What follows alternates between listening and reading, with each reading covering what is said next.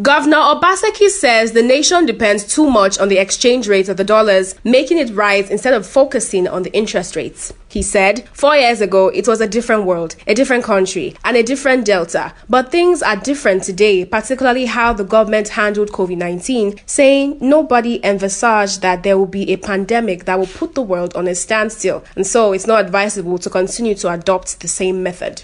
Obaseki said the implications is that leaders across the world pumped money into the economy to keep the economy moving, and this led to global inflation, which we never had in many decades and centuries. In most other parts of the world, most other countries, the citizens, people like me and you, should be more worried about interest rates.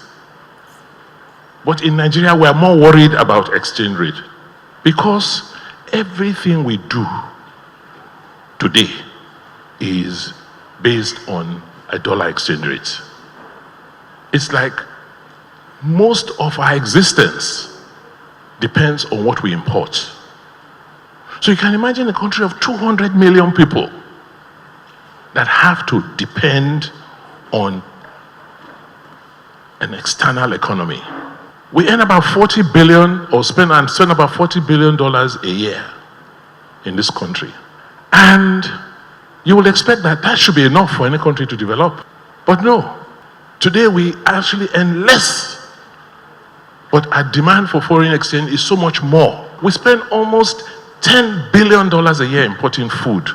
Governor Obaseki said the federal government has the responsibility of monetary and fiscal policy and urged them to go the extra mile of printing money and spending what is not there. The federal government over the decade have perfected that, and it got to a point of crisp point in the last administration in Nigeria. He noted that the nation has to deal with unprecedented levels of inflation, saying that inflation in Nigeria has gone up to almost 30% at the moment. He said it will be difficult for a country to pay back if the country borrows 30%.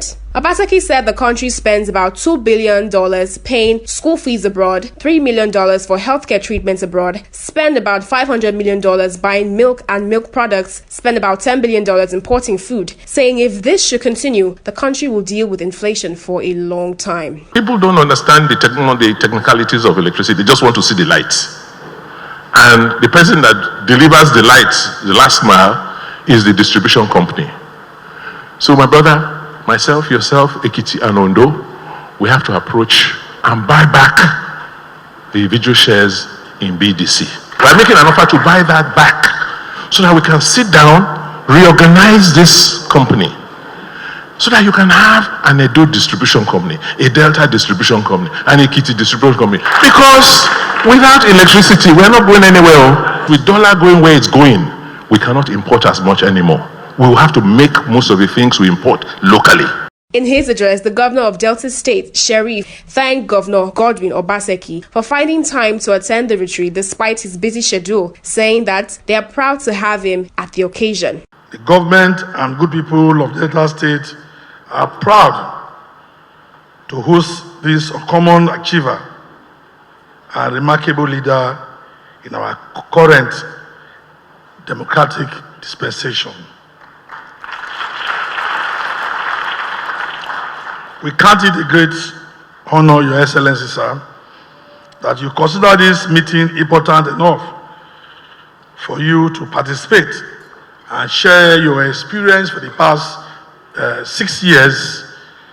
And when addressing us, there are a lot of take-home today from your discussions with us. Top government functionaries and other stakeholders attended the 2023 executive retreats. Oluwatoyin Oyedola reporting for BTV News.